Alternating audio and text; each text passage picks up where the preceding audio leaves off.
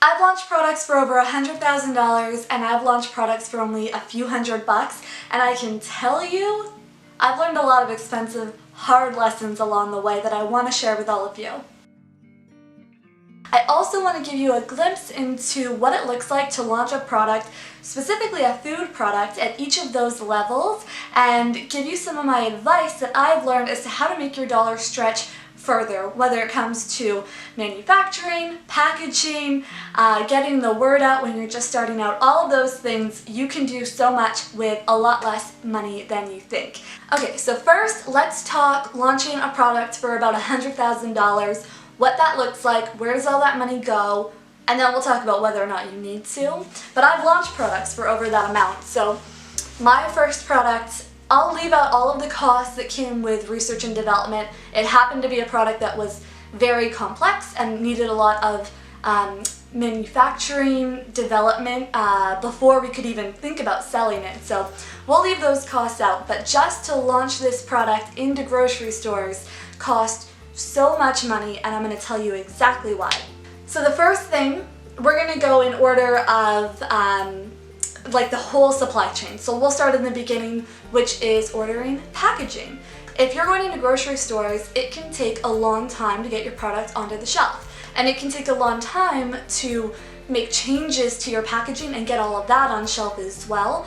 And you're going to be competing with everybody around you. So it's really important that you start with very strong graphic design, very strong branding and packaging, especially because if your packaging is lost on the shelf and it's not doing well, you could lose that listing, and it's really hard to come back from that. So whereas when you're selling it direct or selling it yourself, you have a lot more freedom and flexibility to be able to make changes as you go, and that's totally fine, and it saves you a lot of money. But you're going to need really good custom packaging most of the time in retail. What comes with that when you get custom packaging is that you need to order a lot of it. We had obviously little ice cream cups that were fully custom branded, and that cost so much money because we had 3 flavors and the minimum order was 10,000 units of each flavor. Of each design per flavor. So we had to buy 30,000 units of packaging just to even get started before we sold anything. And then we obviously needed somewhere to warehouse all of that. You have to pay for someone to pick the orders and send them for when you need them for production. So there's a lot of costs associated with just holding that much inventory. Same with the actual ingredients that you need, because if you manufacture on a larger scale to start, which is the next thing I'm going to talk about, you are going to need obviously a lot of inputs, and you're going to have to hold on to a lot of inventory, even if you only have to produce every few months because of that volume. So it's just a cost to be aware of. When it comes to manufacturing, there are a lot of things you can do, and it's going to be its whole own video for the least expensive to most expensive ways to get your products made, especially in the beginning. So in some cases, if you already have a space or you could rent a space, that's a really low cost option. Or if you have a friend who has like a cafe or a restaurant, like you could work together in a sense and make your products there when they're in off hours, and you could do some kind of barter system, whatever. Like there's a ton of things you can do. I've done that before, where I made some product out of a friend's cafe in their off hours, and it was just a really low cost way to start. The next thing, which I still do for new products to this day and I love doing, is there are a ton of commercial kitchens out there that you can rent. So it's kind of like what I was saying before, except their whole business model is to rent out their space. So it's essentially like a food factory or just a large commercial kitchen that you can rent by the hour, by the day, or you can hire people who work for that company that owns the facility, and they can work with you or make your products for you. So you can do commercial kitchens, which I would really recommend. You can rent it by the day for, $200 to $800 depending on the space, and then you can make a bunch of your product, and you can just book days as needed, and you normally only need to book 2 to 4 weeks out. So a lot of flexibility there. Obviously not as much as if it was your own space, but a really, really good option. One of the next levels up, there's a lot of other ways you can be creative about this, is to go with co-packing, which I did with this product that I was talking about that cost so much money to launch. And we At first, we started doing the smaller scale when we were just servicing like Whole Foods and natural food stores, but when it came to launching the product into like Loblaws and Sobeys and all the big grocery stores, we had to scale up to co-packing. So co-packing is full scale, they make everything for you, and then either there's different schedules for co-packing, so either they'll procure all of your ingredients and then charge you for that work they're doing, or you will do that and you'll make sure all of the inputs get to them before the production day and you'll pay directly for those, or you can do a mix. A lot of people will do a mix because say it's an ice cream manufacturer, they probably get a good price for milk and sugar, whatever. So there's a lot of different options and flexibility there, but because co-packers typically manufacture, depending on the product, hundreds of thousands of units a day or a week, you need to buy a lot of them. And that can be really difficult because it costs a lot of money, obviously, and then you need somewhere to store all of that product, and you want to be able to obviously sell it before it's best before or expiry. So you have to be careful about that you're not holding on to too much inventory, but that is typically the lowest cost per unit way to get started. That is difficult for a lot of reasons. Aside from the money, you are probably going to start out and be their smallest customer, so you are not a priority. And if you need product, if something goes wrong, you get a big customer, they can't just rush you in. So you have to be wary of that, and it's actually better that you're holding on to more inventory because you don't have much flexibility in terms of when your product is going to be made. So all of those things could cost you for your first production run, depending on the product and how many flavors you want to do or how many varieties of that product you want to do, could cost you between, a couple $100 to like $100,000 plus. So a huge spectrum there. It's a total on video manufacturing, but that's where that comes in. So we've talked packaging and we've talked manufacturing, and then it comes to actually getting listings and launching the product. So you've heard this before, I'm sure, but the biggest cost in the very beginning in regards to launching in stores is listing fees. So that could be, in some cases, they won't charge you listing fees, you're small, especially if you're in the natural food space, but in most of the big stores they will. And they'll do that as well as other fees and hidden fees to just like squeeze as much money out of you as they possibly can. So listing fees for the average grocery store in Canada is about $15,000 per flavor or per variant as a starting point. So big companies like Nestle and PepsiCo and Quaker, like all those companies, they pay a hell of a lot more per variant. But as a startup, as a small company, that's what you should be budgeting for. And the other kicker is that doesn't really cover you for an entire chain. That could cover you for a division, like all of these stores, and then if they have another division, say like that's their discount division, all their discount grocery stores, and they have this other division which is all of their normal stores, and they have another division which is like a more luxurious premium division. I'm trying not to name like divisions at any particular grocery store and call them out for that, but you would have to pay listing fees to go into each different division. That costs a ton of money. On top of that, a lot of companies will do extra deductions basically. So say you send them an invoice and right off the top they'll take another 10% for O&A, for whatever they feel like, for improving their stores, whatever. And it really sucks because there's not really much you can do about it. And not every retailer does this, but a lot of retailers do. And it's becoming the norm, which is really unfortunate. On top of that, you need to commit to different advertising and marketing expenses, and they want you to spend those dollars with them. They want you to buy flyer space, they want you to do in-store marketing, they want you to run sales and promotions, they want you to do all of these things, and they're probably not going to do anything for you or help you to really get your product off the ground, because all they care about at the end of the day, is them making as much money as possible. And it's best for them if you put in the work and you put in the dollars to sell more of your products that they're making money from, which doesn't feel fair, but that's the way that the grocery industry works. So that's where those dollars go. If you want to do, typically at launch, what you'll see for a new product is POS marketing, in-store marketing. So say you're walking down the freezer aisle and there's this like 2 suction cups that's holding a little sign or banner off the freezer door. It says new, it has my product picture, it has a call out to let people know there's something new here and what is so great about it. We've done that. It costs,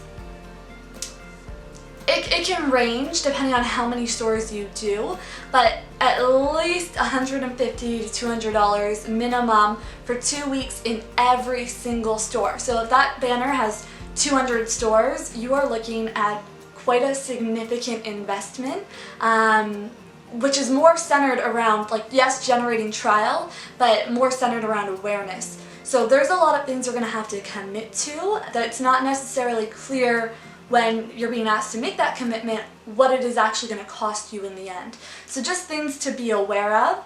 And then there's all the costs associated with launching the product. If you go the route of trying to hire a PR firm, you're probably looking at least $15,000 to $20,000, and there's no guarantee they're going to get you media coverage most of the time, and that can be really like a hard pill to swallow for a startup. And something to definitely be wary of is partnering with all of these professionals, thinking you're going to get something out of it, and then being out a lot of money and they didn't do anything for you, because there's a lot of predatory people in the industry that you should definitely be on the lookout for, and try to keep things internal as much as you can. That's everything for what is included in launching a product at that level for $100,000 plus, just to get it onto the shelves with not necessarily any guarantee that it's going to do well and you're going to get that money back. That's what it looked like when we launched my first product line, and that's how much it costs, if not more, with all of the research and development that went on beforehand. So now let's switch gears. Let's talk about recent products we've launched since the shift of 2020 going into e-commerce, and I'll tell you how much things cost and what a product launch looks like for us right now. We've launched 3 different product lines during 2020. With everything going on, we were really forced to pivot into e-commerce, and we've been wanting to make that switch for a while, and we were lucky that we had, a shelf-stable product designed for e-commerce ready to go when the shutdown started in the first place. Really fortunate for that, because we've kind of pivoted our whole business towards going this way now, and it's been just incredible. I'm a really creative, innovation-driven person, and to not have to wait a year to see my products come to life has been incredible. So we launched in April this year a smoothie line, and it is a shelf-stable smoothie line that we wanted to sell at a really affordable price point. So I'm going to tell you what it looked like to launch that product and how I've gotten the cost down every product I've launched since then without compromising like the design, obviously the product quality, anything, just by learning things along the way. So for the smoothies, I designed the packaging myself. It's something I love doing: graphic design, packaging design, branding, all of that. So I did that. It took me maybe a couple of weeks to land on somewhere that I was happy with, which doesn't last long because I'm always wanting to change things. But it was a really good starting point. We settled on glass bottles, and instead of having to buy those bottles by the truckload for a huge manufacturing run, I was able to go to a cash and carry, which is typically somewhere you expect to go in, buy something, and leave with it the same day. And this was in Toronto. So I was able to go in, get a few products, samples to try and see what I liked best. Found a bottle that I really loved, and I was able to order our first packaging order from them. A full skid of bottles was like $2,400, but I could also go in and buy a couple hundred if I needed. There's a lot of flexibility there. So I had a skid delivered. For our packaging, for the labels that go on the bottles, I had those made. They were 2,000 labels in a roll, but I've also done singles. So when we're out of packaging in between runs, or if we just don't have the money to buy a bunch of labels right now and we don't need to, I'll get singles printed and I'll hand label them. And that's a really good place to start with products. You don't need to buy say 6,000 labels if you know you're not going to sell that in a timely fashion.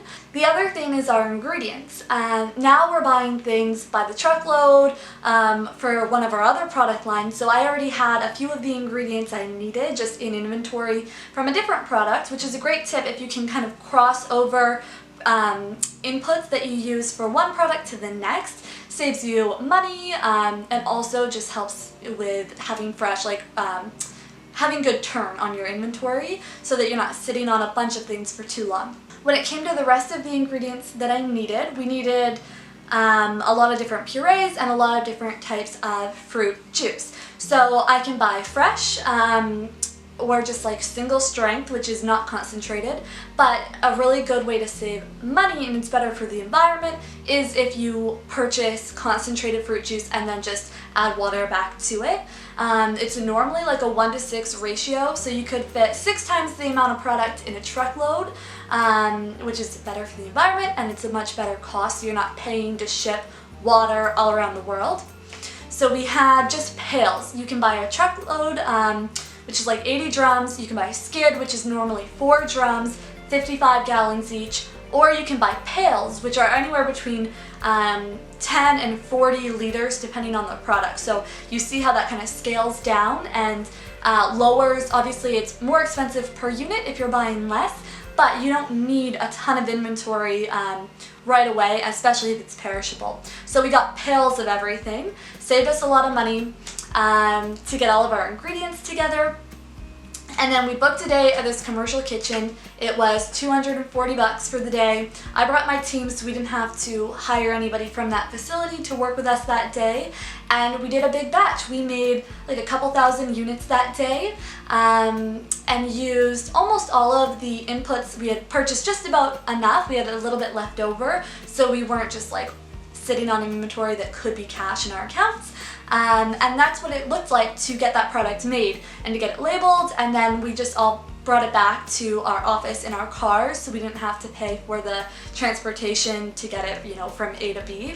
So if you can do that, it's really, really nice. But obviously if we had made any more product than that, we wouldn't have been able to transport it ourselves. But if you're just starting out, I'm sure you can fit it in your car or do a couple trips or something and just save yourself, between $200 and $600 depending on how much you have. So after that, after the packaging, after the manufacturing, it came to launch the product.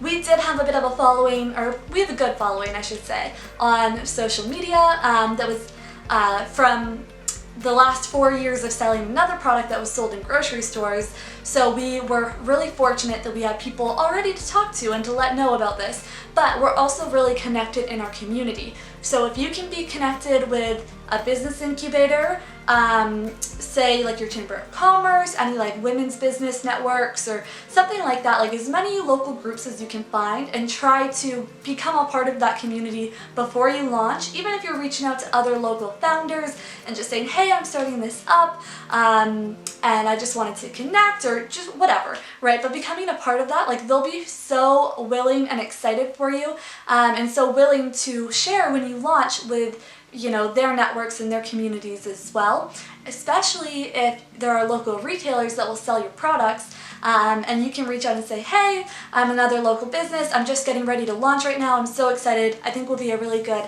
fit.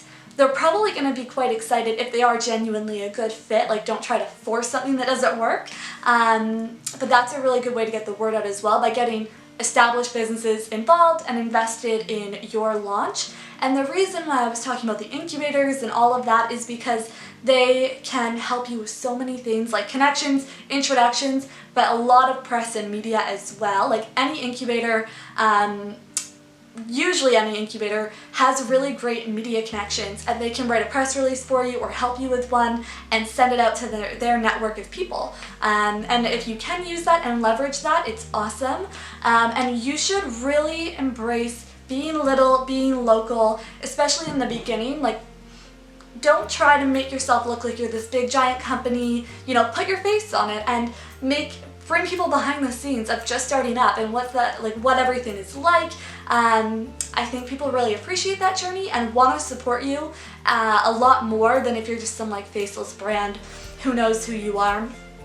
And you'll find customers are a lot more patient with you and nicer in their communication when they know who you are and they know what your name is and they see your face and they hear you saying, oh, today's so crazy, I'm doing these deliveries. And then if you screw up and you send someone the wrong product, they're typically a lot more easygoing. Like, hey Brooke, I know you were crazy busy today, but this isn't what I ordered. Versus, getting some kind of message is a lot more emotional or a lot more upset. So I just find that when I put my face on the company, on the brand, and I put myself out there, I get a much better reaction and a lot more of a welcoming reaction from the community. So definitely do that. Obviously, you need content to launch, which you can create yourself. I've partnered with a bunch of professional photographers in the past, which I love, and I've done it for different uses when I'm launching or for like big print advertising, things like that. But you can totally do it yourself with like a good iPhone, good light, things like that. It's something that I would really recommend you teach yourself. You can still partner with photographers, but you're gonna have a really big bill if you're relying on professional photographers for all of your content. Advertising is its whole own thing, but you should think about what makes the most sense, and do you even have enough inventory to immediately start doing that? There's just a lot of things to think about. Like for us, because we are already established and we're launching new products, it makes sense to advertise when we do. But if we were just brand new, just starting out, it might make more sense to start more organic and local, build up that base, and then grow out of it.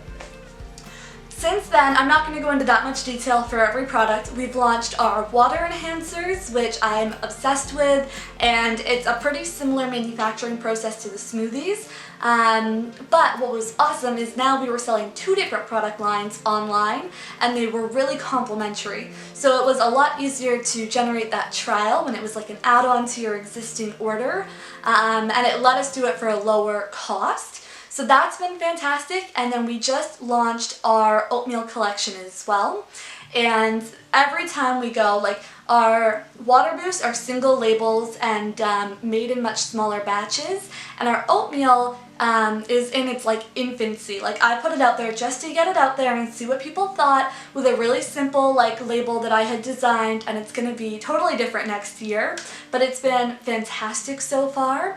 And another amazing thing that you should do, and it's hard to pick the right people, but you should send, if you can, your product to local people, local influencers, anybody within your community and your network that you think would really enjoy it and that might talk about it. I would shy away from immediately doing sponsored like Instagram posts or collabs or partnerships, only because, I don't know, it's its whole own video. I would shy away from that at the launch unless you have the budget to do so, but I would start with something that's a lot more organic and a lot more tangible. That was the difference for me between when I launched products for over $100 grand and when I launched products for only a few $100. I wanted to just story time the difference for you guys because it's been like a 5-year journey and I've learned so much along the way, but I'm coming out with a dedicated series which is going to be the very next one on my channel, and it's going to be all about launching a product for less money, starting with packaging. I'm going to show you every package that I've ever designed and put out into the world and give you a ton of ideas for low cost packaging that looks fantastic.